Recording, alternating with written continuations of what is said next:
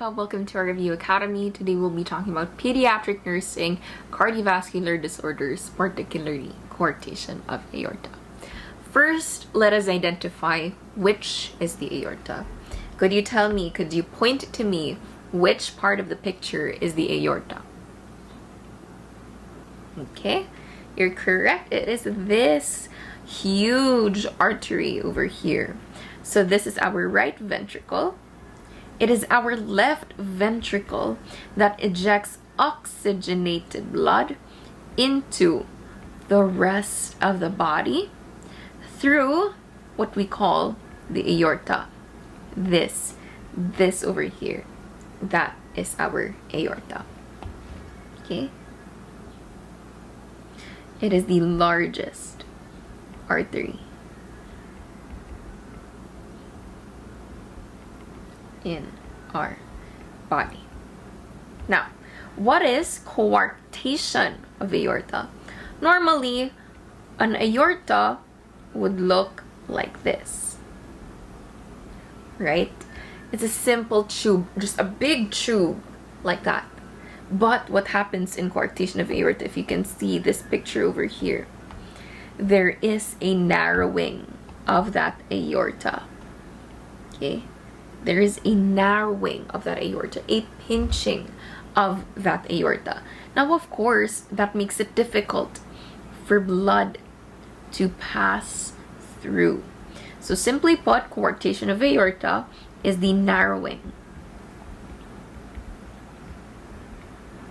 of aorta.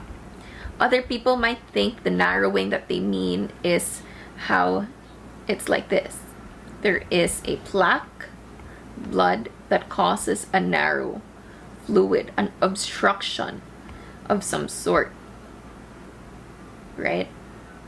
But no, that is not what coarctation of aorta. That is not what coarctation of aorta is. What coarctation of aorta actually is the vessel itself gets pinched like this. Do you get it? So blood will have a difficult time passing through, and very little blood will pass to the other part after that coarctation. Now, why does this happen? Okay, if you can remember, in our other videos, we talked about shunting of blood and how in the fetal circulation there are what we call three shunts: your ductus arteriosus, ductus venosus, and foramen ovale. So in our coarctation of aorta, the most relevant one is our ductus arteriosus. Our ductus arteriosus connects our aorta and our pulmonary artery. Now, the reason that this exists in fetal circulation is because the fetal lungs, okay,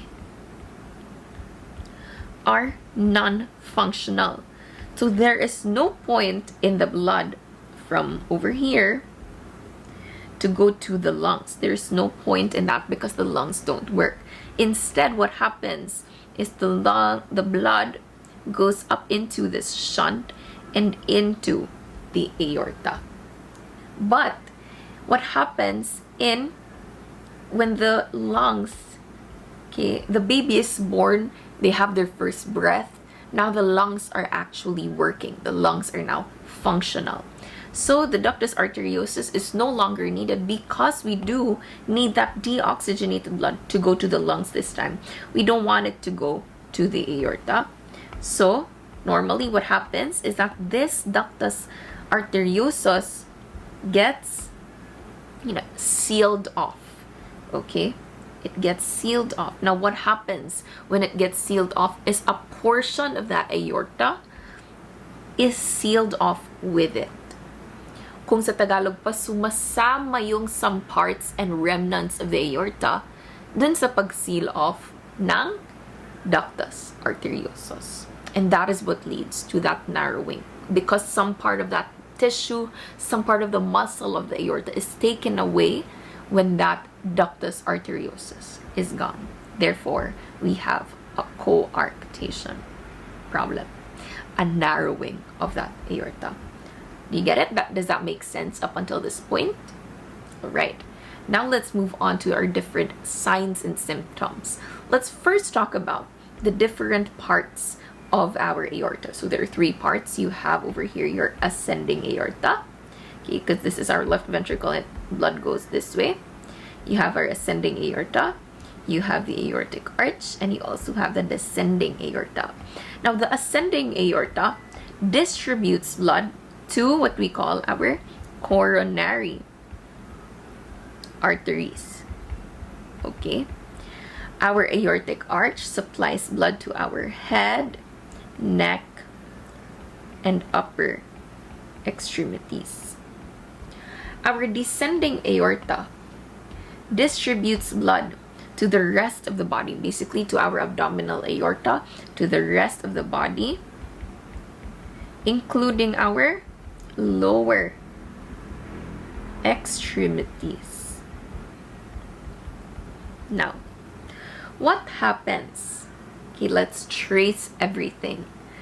Okay, normally this is our left ventricle. Okay, this is our left ventricle. It pumps blood into your ascending aorta. Okay, so some of that blood goes to your coronary arteries.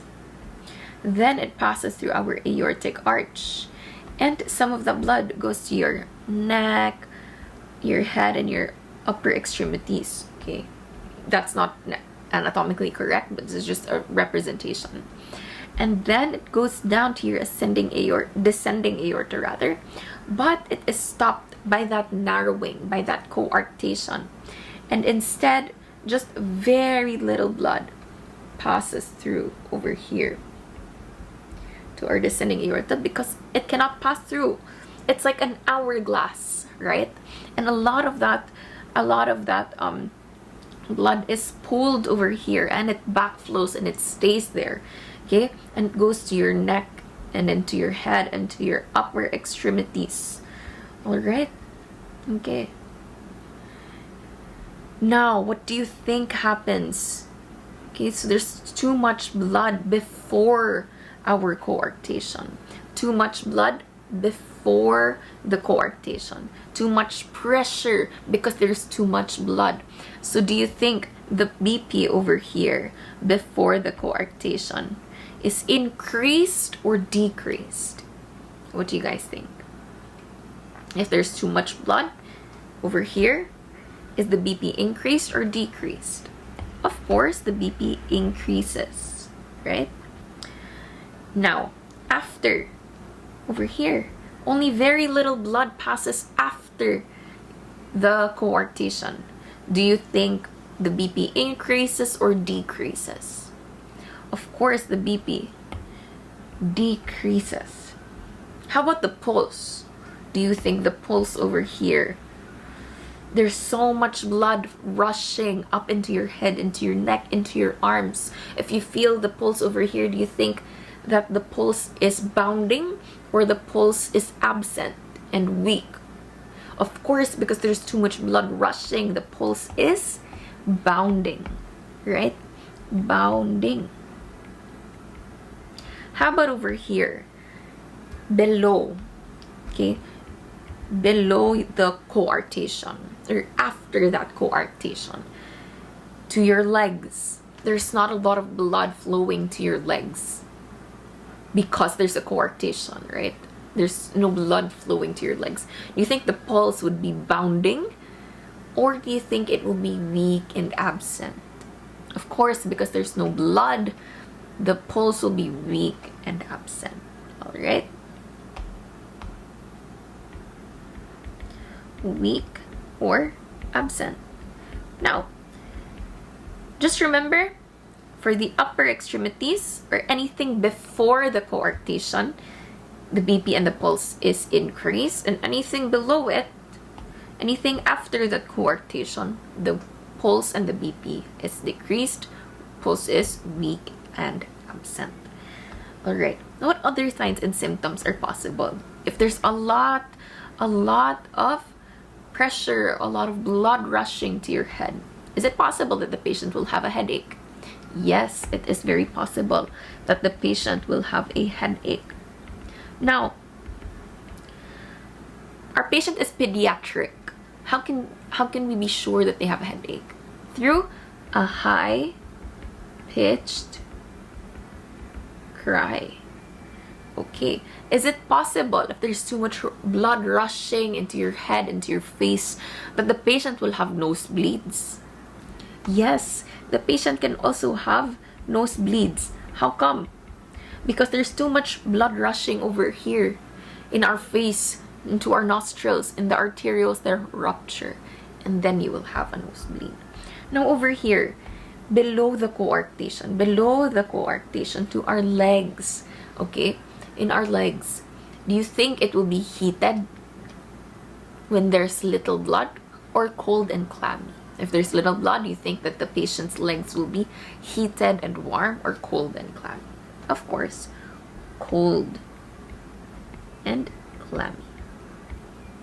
Okay, so for better visual representation, I'll make these ones blue. The BP is decreased. The pulse is weak and absent. Weak or absent. And the legs, or the lower extremities, are cold and clammy. Okay, did we understand? Do we get the picture? Everything before the coarctation is increased, high pressure, because too much blood is not able to pass through that coarctation. So after that coarctation, there's just very little blood. The BP is decreased. The pulse is weak and absent. And the signs and symptoms are the legs would be cold and clammy. Now, take a look at this and put a star beside it, because this is a board-sensitive question. Okay.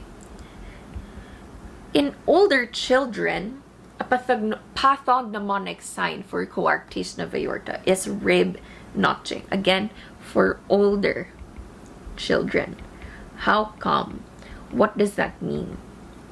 When this happens chronically, for long periods of time, for many years, that there's too much blood upstream, okay? There's too much blood before the coarctation, and very little blood gets to your legs. One way or another, our body finds a way. So, okay, because it knows it has to deliver blood to our legs. It knows it has to deliver blood to our abdomen. So it will find a way. How? It will create new blood vessels. Okay? It will create new blood vessels. Create new blood vessels that allow it to reach the other parts of the body without passing through this particular coarctation. Okay? So this is collateral vessels.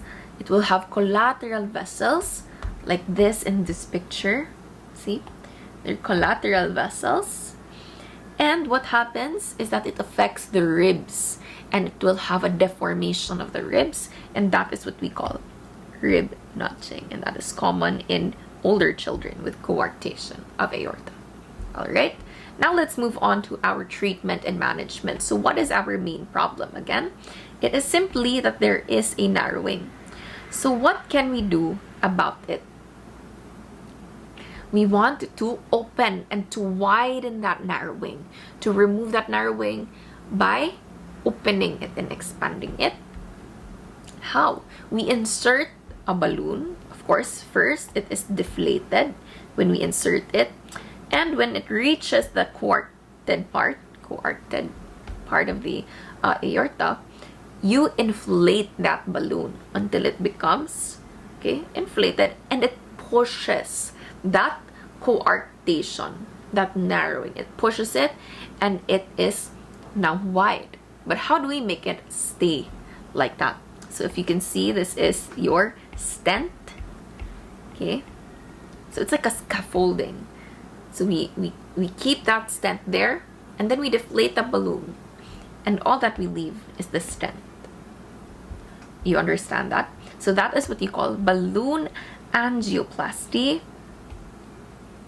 with coronary stenting. So this angioplasty means you're repairing the artery, which is the aorta, through a balloon, and stenting to keep it in place. Again, that is balloon angioplasty with coronary stenting. I would also like for you guys to put a star beside that because that is a board sensitive question. Now, let's have a quick quiz and recap. Describe your coarctation in one word. What is it? It is narrowing. Number 2, which side of the heart is affected? Is it the right side of the heart or is it the left side of the heart? Let's take a look here. Of course, if the pooling of the blood is here, okay, and then it goes back over here to the left ventricle. Of course, it is the left side of the heart that is affected. Your right side is pulmonary, and it is your left ventricle that ejects oxygenated blood into the aorta. So when it is not able to pass through the aorta, it backflows and it affects your left ventricle. Okay, so it is the left side of your heart. BP and the pulse in the upper extremities, is it increased or decreased? It is increased. BP and pulse in the lower extremities, is it increased or decreased? Of course, it is decreased. Pathognomonic sign in older children, I mentioned this earlier. What is it? It is your rib notching.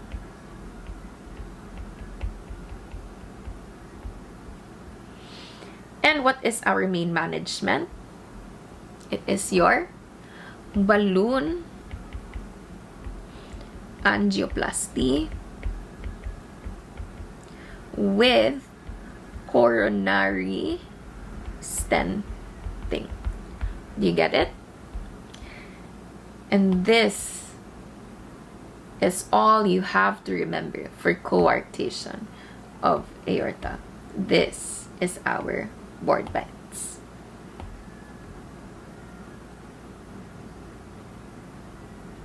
Okay, so let's put that into practice. You are caring for a 3-year-old patient who has a coarctation of aorta. When taking the vital signs, you expect to observe. So we're looking for the positive. Coarctation of aorta. What do we remember from it? What are our board bites? Number 1, simply that it is a narrowing of the aorta. Which side of the heart is affected? Is it the left or the right side? The left side of the heart. In the upper extremities, the BP and the pulse is increased. In the lower extremities, the BP and the pulse is decreased. In older adults, in older children, it is, the most pathognomonic sign is rib notching. And our treatment is your balloon angioplasty with coronary stenting. Alright, let's take a look. So again, we're looking for what do we expect to observe, what is positive for coarctation of aorta. Number 1, the ECG reveals right-sided heart enlargement. Is it right-sided? Let's take a look at our board bites. It is left. So automatically this is wrong. Negative. A is eliminated. Number 2, a bounding femoral pulse. Where is your femur? It's in your lower extremities. Let's take a look at the lower extremities. The BP and the pulse should be decreased. The pulse in the femoral pulse should be weak or absent, not bounding. Okay, wrong. Pale nail beds. Okay, that is inconclusive. Okay, we don't know what nail beds. Is it the fingers or is it the toes? Let's just put a question mark. And then high BP in upper extremity. Upper extremity, high BP. That is the most positive. And that is our answer. Letter D. That is coarctation of aorta. Thank you. Also, the notes, flashcards, summaries, quizzes, and many more are listed in the description box down below. Don't forget to join our community where we share more topics like these. Thank you and goodbye, future RNs.